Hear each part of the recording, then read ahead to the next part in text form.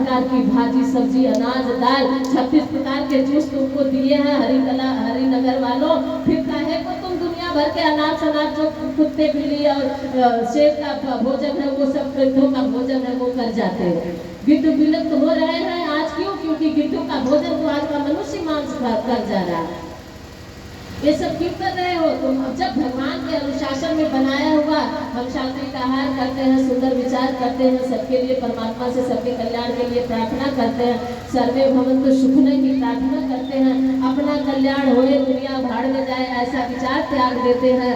अपना ही बच्चा PCS top करे, फिर पड़ोसी का बच्चा जेठानी का बच्चा फेल हो जाएगा, ऐसा विचार आता है तो ये अनुशासन नहीं है। परमात्मा का मर्यादा अनुशासन का पालन करने वाले की बंदर की तरह हमारा मदारी वाला हमारा देख रेख करता है, फिर हमें उछल कूद नहीं करना, हम उपयोगी बन जाते हैं। मानव जन्म दे दिया इतना ही उपकार बहुत है, अपने काम में लगा लो भगवान, बस इतना ही एहसान बहुत है। हम तुम्हारे काम में एक उपकरण बन जाए इतना ही एहसान बहुत है, बस हमारा जीवन भगवान के कार्य में उनके अनुशासन में चल जाए। ये हो गई साधना, चिंतन चरित्र व्यवहार गुण कर्म व्यवहार जो साधे उसको मिलता भगवान का सच्चा भगवान का प्यार। तो हमारे जीवन में साधना आ जाए, अपने आप को साध लेना, इंद्रिय संयम, जीवा संयम, अर्थ संयम, समय संयम। समय भी हम ऐसे व्यतीत कर देते हैं मानो जैसे समय का कोई कीमत ही नहीं है, जबकि गुरुदेव ने कहा कि बेटा स्वास्थ्य गया तो बहुत कुछ गया, पैसा गया तो कुछ गया, स्वास्थ्य गया तो बहुत कुछ गया, लेकिन समय गया तो सब कुछ चला गया। तो इस समय की बर्बादी आज सबसे अधिक हो रही। झूठा सीरियल देखने में 3-3 घंटे का समय व्यतीत कर देते, झूठा सीरियल। अपना रियल जीवन के लिए समय लगाइए। रियल जीवन जीना है, समय उसके लिए लगाए। सीरियल मतलब झूठे के लिए 3-3 घंटा नहीं बर्बाद करना। कुशल में पढ़कर बहने 4 बहने इकट्ठा हो गई, फलाने की लड़की ने वो किया, फलाने के लड़का ने वो किया, उसकी बहू ऐसी झगड़ा लो, इसकी बहू।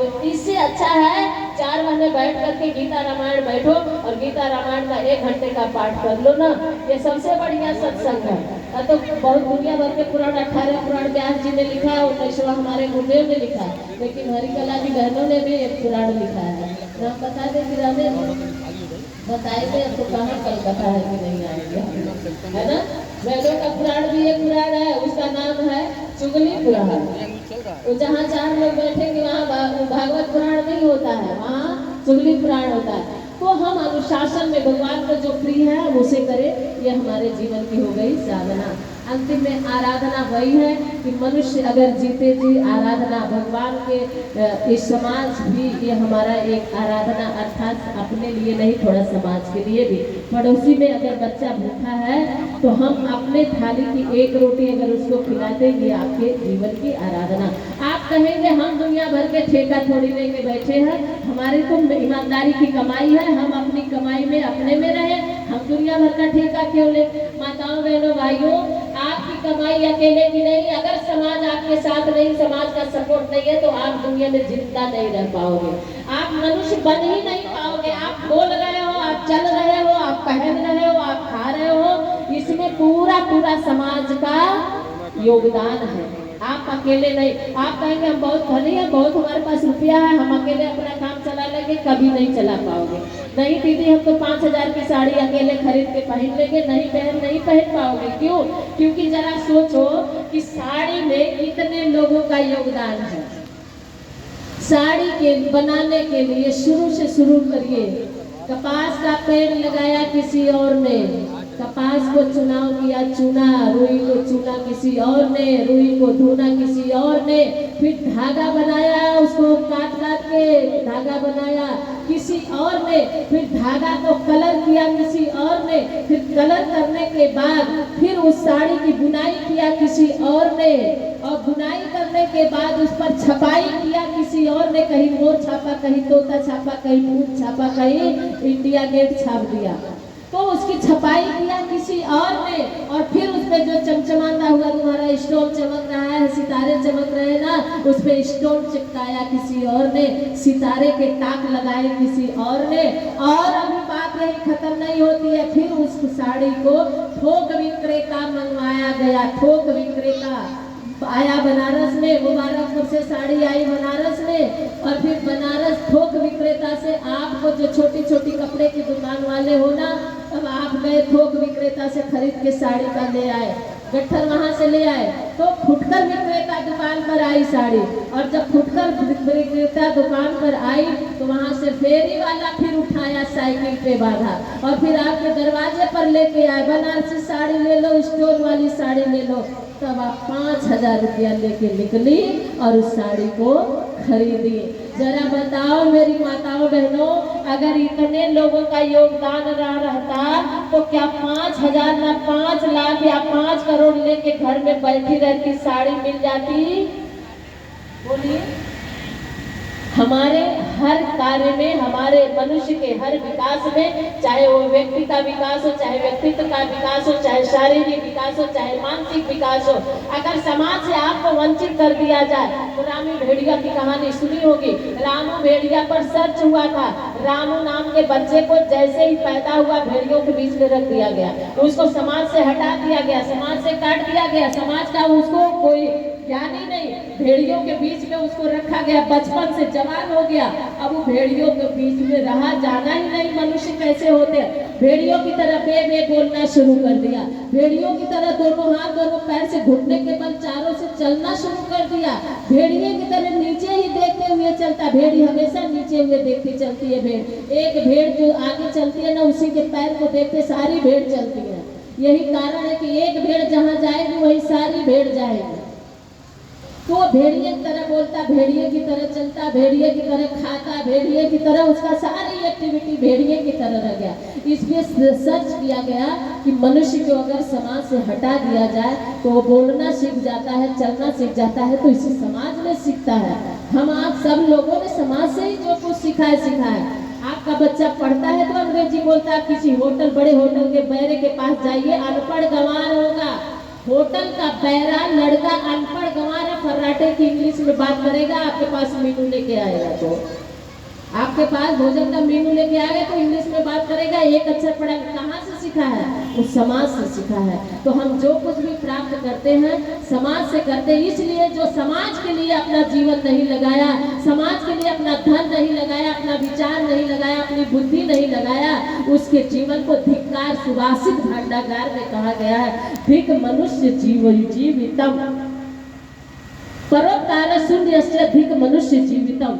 वह मनुष्य का जीना बेकार है जो परोपकार नहीं किया, जो जीवन में समाज कार्य नहीं किया, भगवान समाज के लिए कुछ नहीं किया।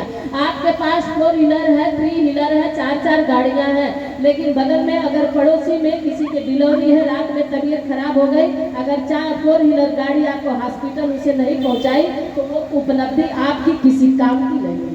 आप समाज के काम, जो इंसान के काम आए उसे इंसान कहते हैं।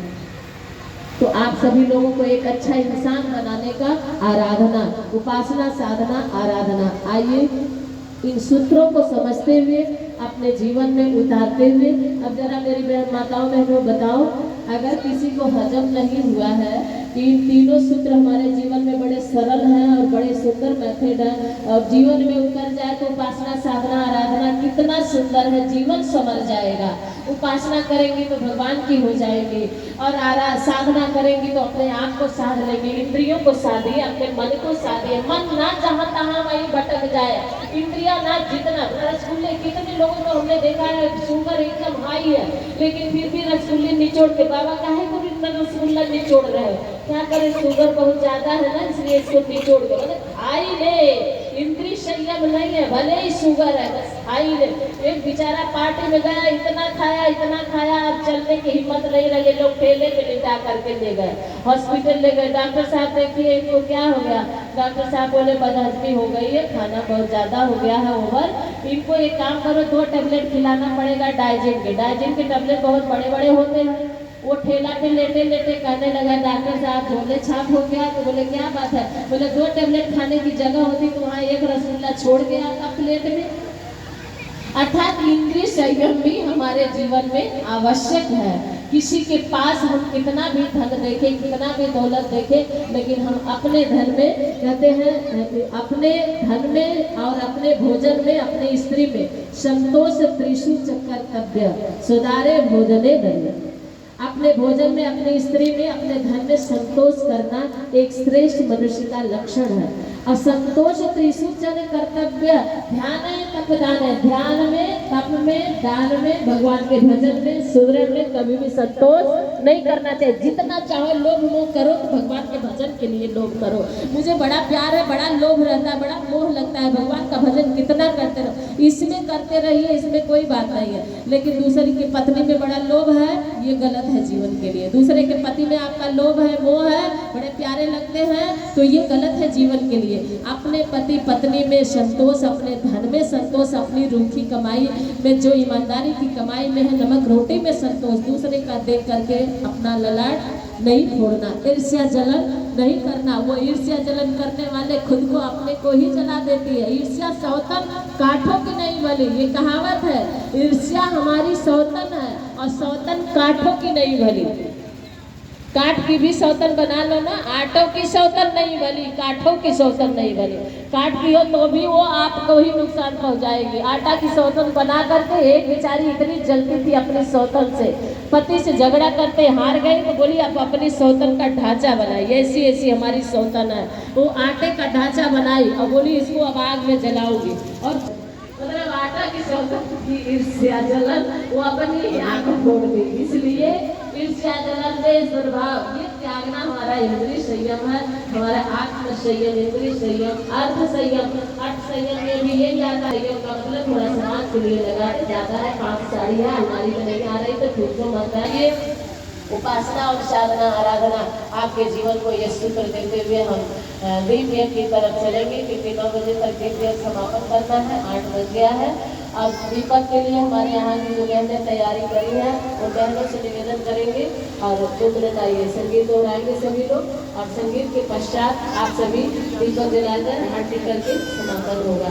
इसके साधना उपासना के उपलक्ष्य में आप लोगों से दीपक के जलाने के बाद एक छोटा सा संकल्प दिलाया जाएगा। एक बुराई यहाँ छोड़ के जाइए, एक अच्छाई लेके जाइए।